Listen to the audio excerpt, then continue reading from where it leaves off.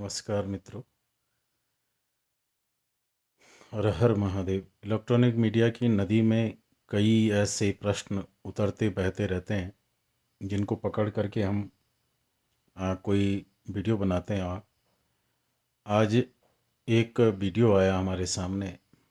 ये मोटिवेशनल गुरु हैं, अपने को वेदांताचार्य मानते हैं। ये कल एक औपनिषदिक कथा सुना रहे थे। सत्यकाम जवाला का उपाख्यान था। और अपनी कोई उनकी शिष्या बैठी हुई थी, जिस शिष्या ने उनसे पूछा था कि गुरुदेव मैं डेटिंग करती हूँ और डेटिंग के कारण मेरे घर में एक बच्चा पैदा हो गया है, इसको मैं कैसे संभालूं।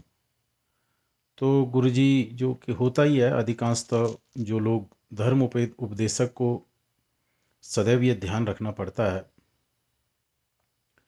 कि वह विप्रलिप्सा करुणा पाटव नाम के जो दोष हैं, ये भ्रम प्रमाद विप्रलिप्सा करुणा पाटव, ये जो दोष हैं, ये दोषों में जो ये करुणा पाटव नामक दोष है, इस दोष में व्यक्ति जो उपदेशक होता है, वो उपदेशक सामने वाले व्यक्ति को प्रसन्न करने के लिए, खुश करने के लिए, जो मूल कथा है, मूल कथा के तात्पर्यार्थ में बड़ा भारी परिवर्तन कर देता है।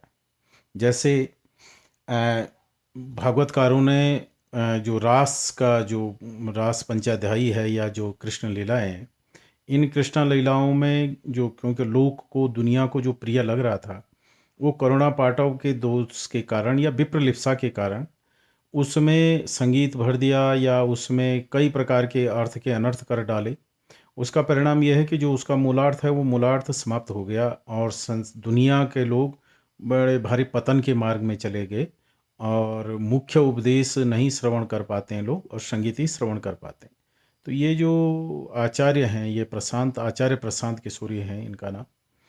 अच्छा वीडियो बनाते हैं, बड़ा अच्छा मोटिवेशन करते हैं, लेकिन धर्म के संबंध में, या आध्यात्म के संबंध में, या वैदिक ज्ञान के संबंध में बहुत मनमुखी ज्ञान इनके पास है। इसका एक उदाहरण आपको देता हूँ कि मनमुखी ज्ञान का एक उदाहरण ये है कि सत्यकाम जाबाला का जो उपाख्यान वो बता रहे थे, तो वो बता रहे थे कि देखो, अपने शिष्य को बता रहे थे कि देखो, ऐसी ही एक कहानी उपनिषद में भी है। और उपनिषद में ये कहानी है कि एक सत्यकाम का राजकुमार था, तो उसने अपनी माता से पूछा कि माता, मेरे पिता का नाम क्या है।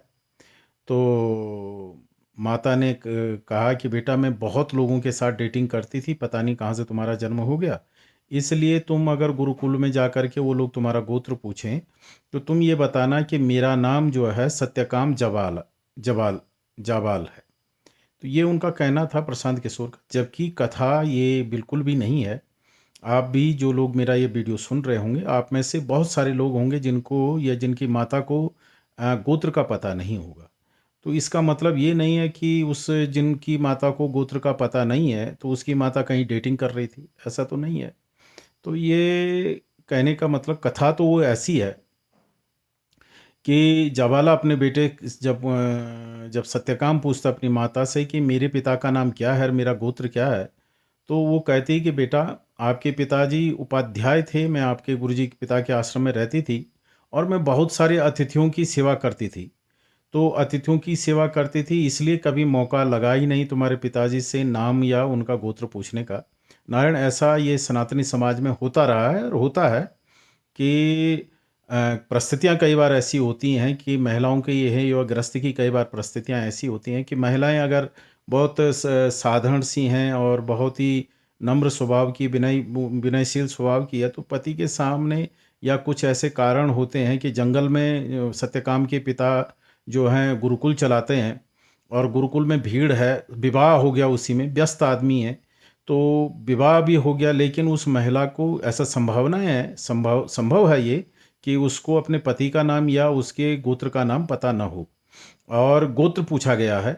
तो नारायण, ये एक सामाजिक त्रुटि थी। सामाजिक त्रुटि को उन्होंने ये कह दिया कि भाई, आपकी माता अगर गोत्र नहीं बता पा रही है, कोई स्त्री उपनिषद काल में, तो वो जो है डेटिंग कर रही थी। तो देखो, ये भ्रष्ट विचारधारा है, और इसका श्रवण करने से इतना नुकसान उनके श्रोताओं को होने वाला है कि मैं तो काफ़ी देर तक उनके वहाँ बातचीत करता रहा, लेकिन वो बेचारे समझ नहीं पाए कि मैं क्या कहना चाह रहा हूँ। तो उपनिषद काल में डेटिंग जैसे अश्लील और सत्यकाम की माता का चरित्र हनन करने से ये कुछ लोगों को सेटिस्फेक्शन मिल सकता है, लेकिन असल में होगा ये कि आप उपनिषद जो आपको सच्चरित्रता का पाठ चढ़ाते हैं पढ़ाते हैं, वहाँ भी अगर आप कदाचार अनाचार प्रवेश करवा देंगे नारायण, जैसे भागवत में प्रवेश हो गया है, तो कदाचार अनाचार जो प्रवेश कर दिया आपने प्रेम के नाम से, लोग आप देख रहे हैं कितना नुकसान हुआ है। रास पंचाध्यायी या भागवत का दुरुपयोग, भागवत को प्रेम का शास्त्र बनाने से कितना नुकसान हुआ है समाज को और हमारी युवा पीढ़ी को। वो आप जानते हैं कि लोग प्रेम करने को अब अनैच्छिक अनैतिक प्रेम करने को लोग अब किसी प्रकार का अपराध नहीं मानते हैं। तो ये ऐसे करके ये जो अनर्थ हो रहा है, ये सामने वाले व्यक्ति को प्रसन्न करने के निमित्त शास्त्रों में जो हेर फेर या शास्त्रों के अर्थों में जो अर्थ का अनर्थ किया जा रहा है, ये बड़ा नुकसानदायक है। और आपको एक चीज बताता हूं मैं, उसी समय का घटनाक्रम है छांदोग्य उपनिषद में। अश्वलायन ऋषि हैं, अश्वलायन नाम के एक राजा हैं, और वो उनके पास 7 ऋषि जा करके प्रश्न पूछने जाते हैं वैश्वानर अग्नि संबंधी, आत्म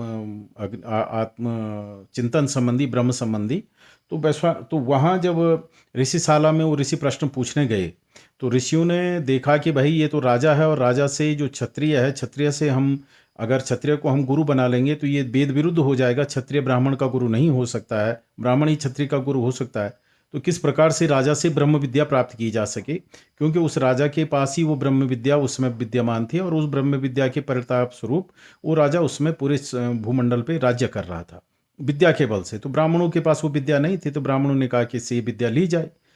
तो उसके आश्रम में जाकर के ऋषि जो हैं यज्ञशाला में रुक जाते हैं, लेकिन रात्रि का भोजन नहीं करते हैं। तो राजा सुबह आकर के पूछता है कि प्रभु आपने भोजन क्यों नहीं किया? तो उन्होंने कहा कि भाई हम यहाँ भोजन के निमित्त नहीं आए हैं, और हम ऐसे भोजन नहीं करते हैं। तो राजा को लगा कि ऋषि ये सोच रहे हैं कि इन्होंने हो सकता है कि ये सोचा हो कि राजा का अन्न जो, क्योंकि प्रजा को मार करके या कर के रूप में जो वसूल किया गया है, युद्ध में बहुत लोगों को हिंसा करके प्राप्त किया गया धन है, इसलिए ये नहीं खा रहे हैं।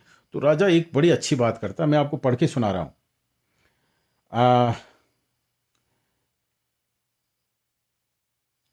न मेस्तेनो जनपदे न कदर्यो न मध्यपो नाना अग्निर विद्वान स्वैरी स्वैरिणी कुतः, कि मेरे राज्य में जो लोग हैं किसी प्रकार का कदरिया या किसी प्रकार का अनाचार कदाचार नहीं है, न मध्यपो न कोई शराब पीने वाला है, नाना हिताग्निर विद्वान न स्वैरी स्वैरिणी कुतो, और नाना हिताग्नि जो अग्नि है, अग्नि में जो आहुति देने वाले जो लोग हैं उनको सब प्रकार की अग्नियों में 3 प्रकार की जो अग्नियां हैं, उन तीनों प्रकार की अग्नियों में हुताग्नि करने वाले हैं, मतलब आहुति देने वाले लोग हैं, सबके घर में यज्ञ होता है। और न स्वैरी स्वैरिणी कुतः, स्वैरी का मतलब होता है वैश्यागामी। जब वैश्यागामी ही नहीं रहेगा तो वैश्या भी हमारे राज्य में नहीं है। ये उस समय की स्थितियां हैं कि लोगों के घरों में उसमें न तो किसी प्रकार का कदर्य है, न कदाचार है, न मध्यपो शराब पीने वाला एक भी व्यक्ति उसके राजा के राज्य में शराब पीने वाला नहीं है, और न स्वैरी न स्वैरिणी कुतः। जब वैश्यागामी व्यक्ति ही नहीं होगा तो वैश्यागामी व्यक्ति नहीं होगा तो वैश्या ही कहाँ से होगी? तो ये उस समय की परिस्थितियां हैं। और जो ये प्रशांत किशोर जी हैं, ये ऋषि के आश्रम में एक व्यक्ति एक महिला के द्वारा कई पुरुषों के साथ डेटिंग का जिक्र कर रहे हैं। तो देखो कितना अर्थ का अनर्थ कर दिया। एक तरफ जो उपनिषद काल है, उपनिषद काल इतना शुद्ध है कि हर घर में तीनों प्रकार की अग्नि आहुतियाँ हो रही हैं, और कोई शराब नहीं पी रहा है, और न कदाचार है, न तो कोई धर्म के विरुद्ध या धर्माचरण के विपरीत कोई कार्य कर रहा है, और न तो कोई वैश्यागामी है, और न तो कोई वैश्या ही है। क्योंकि वैश्यागामी जब नहीं होगा तो वैश्या, ये तो राजा के राज्य की बात है, और वो बात कर रहे हैं प्रशांत किशोर ऋषि के आश्रम की। तो ये बड़ा अर्थ का अनर्थ है और बड़ा वो अपने आप को समझते हैं कि बड़ा वो पाखंड का विरोध कर रहे हैं, पर वास्तव में क्या होता है नारायण कि सनातन धर्म की एक विभूषित है, और मैं ये बड़े दावे से मैं आपको कहता हूँ कि शरीर में एक शक्ति होती है, प्रत्येक शरीर में एक शक्ति होती है कि अगर घाव हो गया तो शरीर अपने आप को ठीक करने की एक क्षमता रखता है, और शरीर उस रोग को या उस घाव को अपने आप भी ठीक कर देता है बिना औषधि के। तो ये गुण सनातन धर्म में, आप जितना घाव करोगे सनातन धर्म उतना अपने आप को पुष्ट करता है और उतने अपने आप को बहुत जल्दी ठीक करता है। अन्य लोगों के पास, अन्य विचारधाराओं के पास या जो अन्य मत मजहब हैं, इनके पास ये क्षमता नहीं है।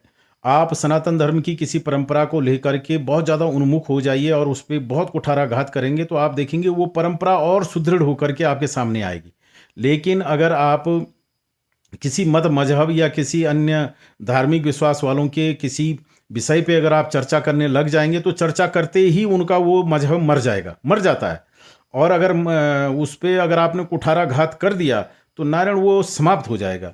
ये सनातन धर्म के पास ही ये क्षमता है। अगर आप सनातन ब्राह्मण का बहुत ज़्यादा विरोध करते हैं तो सनातन ब्राह्मण को आप निर्धन बना देंगे, तो नारायण इसमें सनातन ब्राह्मण का हित है, क्योंकि ये ब्राह्मण और बाबा लोग जब जब निर्धन हुए तब तब ये बहुत तेजी से और बहुत ताकतवर बन करके निकले हैं। अभी कुछ लोग सुधारवाद के नाम पे ब्राह्मण को और पुराणों को, खासकर कर्मकांड को बहुत कमजोर करना चाह रहे हैं। लेकिन मैं उन लोगों से चुनौती देता हूँ नारायण, ये अन्य धर्मों की तरह नहीं है या अन्य मजहबों की तरह नहीं है। अगर आपने उनके कर्मकांड पे या उनके यहाँ होने वाले रीति रिवाजों पे अगर आपने कुठाराघात कर दिया, वो बेचारे समाप्त हो जाते हैं, क्योंकि उन पे सरवाइव करने की क्षमता नहीं है धार्मिक रूप से।